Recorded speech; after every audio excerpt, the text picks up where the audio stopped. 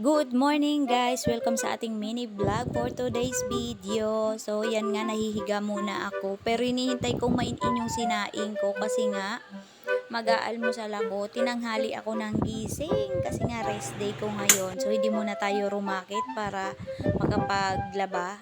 So kakain muna ako, mag-aalmusal kasi nga yung aking mga laba hindi naghihintay. Binabad ko lang yun kagabi para at least yung mga dumi-dumi niya medyo lumambot na din kanina. Paggising ko habang nagsaing ako, binabad ko siya ulit sa may sabon naman. Para ayan, tuloy-tuloy na yung paglaba ko. Ang problema nga lang, feeling ko hindi siya matutuyo dahil walang araw. Paggising ko kanina, walang sinyales na mainit ang panahon. So, feeling ko nga uulan pa kasi nga naglaba ako. Labang kamay nga lang pala yung gamit namin dyan kasi wala kaming washing machine. So, kung may willing mag-sponsor, pwede naman, char.